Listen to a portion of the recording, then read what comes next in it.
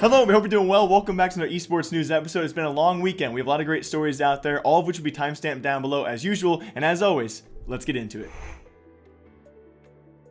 And first off, of course, in huge CSGO news, the Faceit Major does continue. We are now narrowed down to our final 8 teams, our 8 legendary teams, guys, which will compete, of course, starting this week and going into this Sunday. We'll finally have our major champions actually, of course, announced. And on top of that, though, of these 8 teams, some substantial surprises so far. I would say Complexity going 3-0, definitely a surprise. Liquid would join them in that 3-0 group. We also had Navi, Astralis, alongside Big go through in the 3-1 bracket. And our last 3 teams definitely had some close matchups. It was FaZe taking down G2 in a very close map, too, if you guys did watch on Dust 2. Some crucial moments there. G2 actually had 10 match points to take that map 2 and actually bring it to a map 3, which who knows what would happen. We've seen a FaZe clan kind of on and off throughout the major itself. So FaZe take down G2. We also had HR take down Fnatic. I think probably the most convincing of all those series. And very lastly will be MIBR going through in that 8th and final spot over NIP in a best of 3, which went to map 3. And although of course it was trained heavily favored for MIBR in the past, it was a closer match than I think we thought was going to happen. NIP, in my own opinion, was the better team going into that, but it will be MIBR rounding out our 8 teams who will make playoffs. And again, also on screen for all of you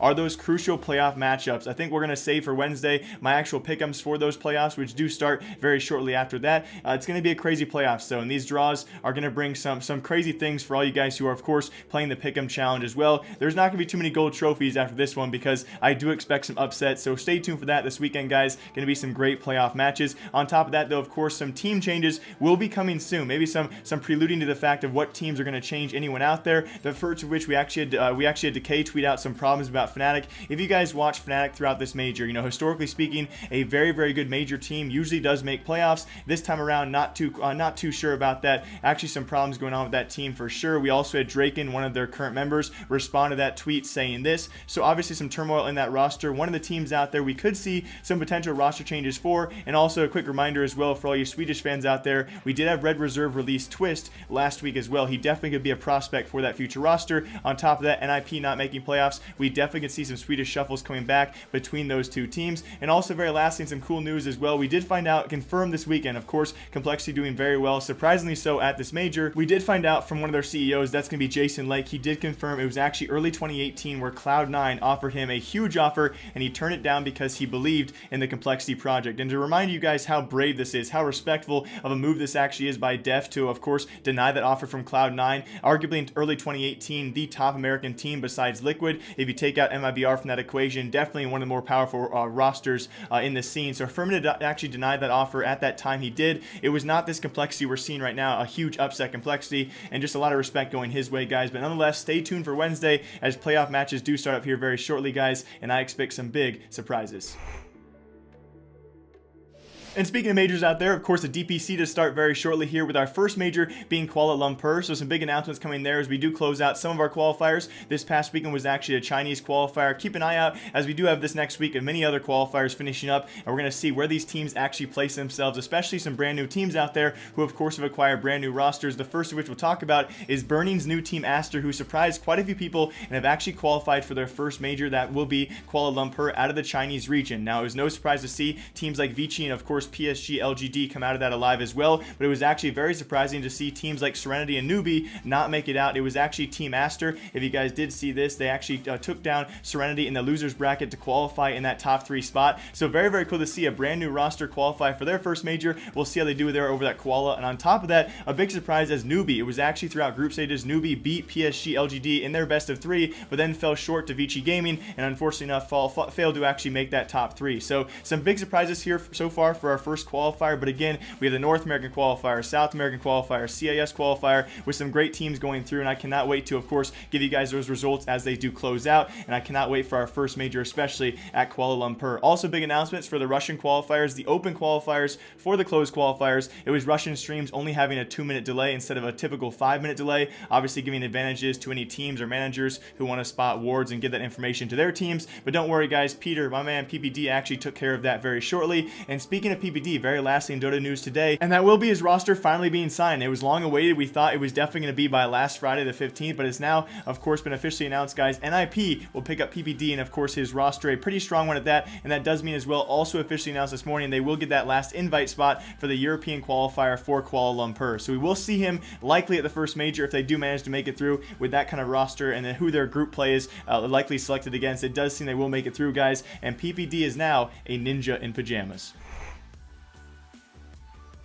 And also in huge Fortnite news, of course, we do have the fall skirmish officially starting this Friday. I am very excited to see the format of this. If you guys actually were there for their first announcement, they did say it was going to be a bit of a different format. So we're going to see how the invites work, if we're going to see any smaller content creators. Of course, we talked about Nice versus Keemstar last week, if you guys want to check out that episode, and that whole bickering back and forth about Friday Fortnite and the way they formatted their stuff. And also in the fall skirmish announcement, we did see apparently some weekly competitions going on for the community, I do believe, or at least some smaller creators out there will be involved in some smaller competitions like ATK races and that stuff. And also going forward as well, as we do start that this Friday, I'm really excited to see how that viewership does go, as Call of Duty Blackout, of course, came out PC beta last weekend, and of course on console as well. We're going to see how that actually conflicts with the viewership of Fortnite, and if this fall skirmish will still see the insane viewership it saw just a couple months ago when Blackout wasn't even here. So very curious to see how that does play out as well. On top of that, guys, some big announcements. We actually had several pro players out there talking about a potential double barrel nerf, and I would really love to see comments down below what you guys think about this. We've had many talks about this in the past,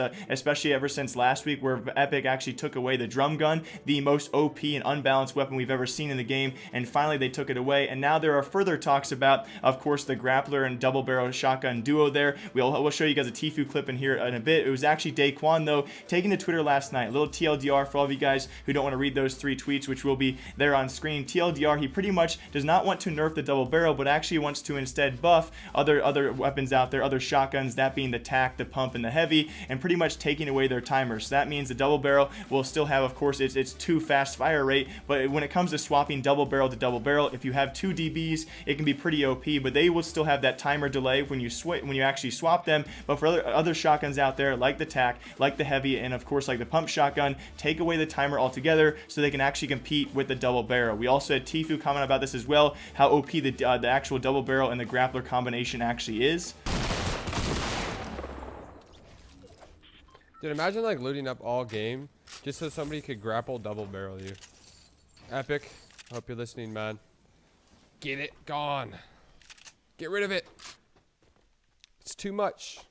It's too much. And I do want to say, although I agree with it in context, I do want to see one weekend. Of course, that being this weekend. I really want to see no updates so far. I want to see how OP it can be, especially when pro play comes around or competitive play comes around, how OP that duo can do, or how OP the double barrel can be. Of course, we've seen it sometimes in the past, but we have yet to see it in actually competitive, of course, during the skirmish with the grappler duo. So I want to see one weekend played out, and we'll actually see here as well. With this kind of response, we typically see Epic respond as well. So we'll see if next week's patch or the week after that, actually they do bring at least a nerf to double barrel, or maybe a buff to other shotguns, and that'll be the ultimate question. Although we've had this answered many times in the past, Epic does respond to what the community wants, especially when maybe some of the pro players also kind of push that. We'll see if any changes do come, but again, I'm very excited this week, guys. We do have fall skirmish beginning.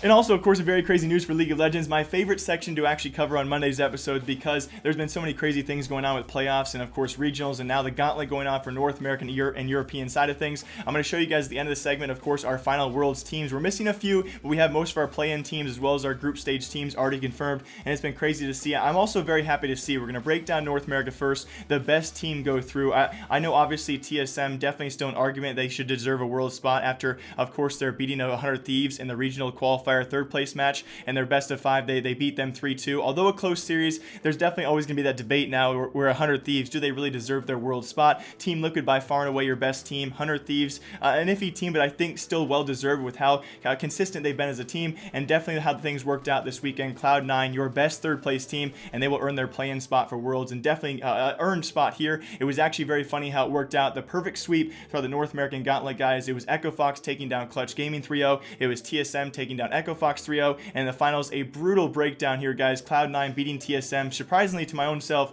3-0 as well. If you guys watched the series, Sneaky and Jensen, by far and away your standout players. It was Sneaky who was allowed Kaisa all 3 games, and on top of that, it was Jensen's Game 3 rise. Undefeated there, 7-0, I believe, was the KD spread. Just looked amazing. Undeniably, probably your MVP performance there in that Game 3 at least. It was crazy to see the Cloud9 that did show up, and again, definitely a well-deserved world play-in spot. It was in the European side of things, though, where things were a bit closer, although in the finals, a bit of a surprise. I think a lot of fans out there might be a bit upset. I don't think many of us actually gave teams like Splice or Misfits much of a far-fetched chance to actually make Worlds, and I think it played out the way it probably should, especially Misfits' strong start to the split and definitely their weak finish. I think a lot of teams were actually questioning if they deserved to be there, but although unfortunately enough, it was actually Splice taking down Misfits in a close series there. It was G2 then taking down Splice, and in the finals, guys, G2 very well deserved, taking down Schalke, the fan favorite, the team that I wanted to see there most.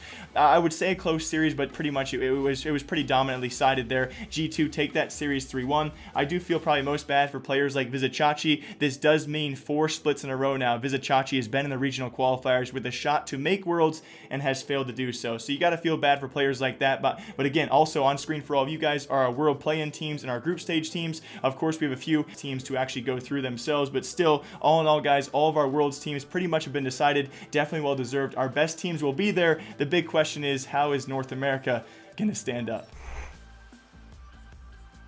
And also in Overwatch news out there, according to Jeff Kaplan, we should be seeing a dev update later this week or next week as well with some Pharah changes. So no real details as to what that might be, although I'm one of the more fan favorite characters out there, or some people like to play him, so we can expect some changes out there with no details as to what that might be. But also some more important information out there for the Overwatch World Cup qualifiers. If you guys did watch this past weekend, it was Bangkok who has now solidified our next 2 teams in our first qualifier with a bit of an upset. It's actually Australia going through. No surprise to see China, #1 overall team. They actually swept all of their best of 5s. They go 5-0 throughout the weekend, looking extremely dominant, but it was actually Australia definitely surprising some people out there. The Aussies will join those 8 main group stage teams. We actually have the Paris qualifier, the last qualifier this weekend, and how they did so, though, it was actually by map differential. So you feel bad for a team like Denmark. Denmark actually had the head-to-head win against Australia, but through map differential, Australia, their 4-0 sweep of Sweden, and on top of that, Denmark, their last best of 5, they barely, a somewhat close series there. They lose that best of 5 to China, and that's what cost them their chance at the World Cup main stage. Nonetheless, though, guys, the Aussies do go through, and somewhat of a surprise out there. We now have 6 of our 8 teams finalized.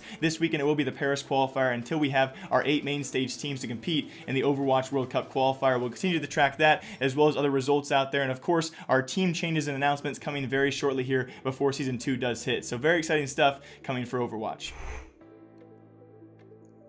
And also very lastly in Rocket League news, of course, RLCS, we head into week 3 this weekend, but week 2, saw some big surprises over European side of things. North America, no big surprises, no big upsets. That's why I'm not trying to brag that we did go 5-0 for our picks, but again, no huge surprises. Although a close series, it was actually Cloud9 and Ghost Gaming, a somewhat close series going to Game 5. Cloud9 take the win over them and a convincing win over EG. They continue their undefeated run alongside teams like G2 and NRG. Unfortunately enough, FlyQuest is now falls to 0-3 after their loss this weekend, and definitely their playoff hopes are dwindling as we head in these last 3 weeks. So again, going to be a fight back for FlyQuest over there, but some bigger upsets in the European side of things. We actually have Fnatic starting their comeback, which we did predict here. They take down Vitality, and that best of 5 going to map 5. They continue their slow climb back with their first win. We also had teams like PSG, kind of a big surprise, actually losing to both WGG and also Flipside. They go 0-2, and they definitely fall in the rankings. And reverse that, WDG, of course, We Dem Girls, I predicted a loss there, but they actually take down PSG alongside Complexity very convincingly. So they are now back in the rankings, guys, and they are now back in that 2nd place spot. So it's gonna be cool to see how these teams do. Not too many surprises, although I do want to say in the European side of things, definitely some more surprises going on. We go 2-3 in our picks, but I promise this weekend we will do better. But some big things happening for RLCS. We have Fnatic making their climb back, FlyQuest needs some wins, and of course Cloud9 continuing their undaunting reign. I hope you guys all enjoy, though, of course, this episode of Esports News. If we did miss anything, feel free to leave a comment down below. But as always, I'll see you guys back here Wednesday with another packed episode. And as always, I'll see you then.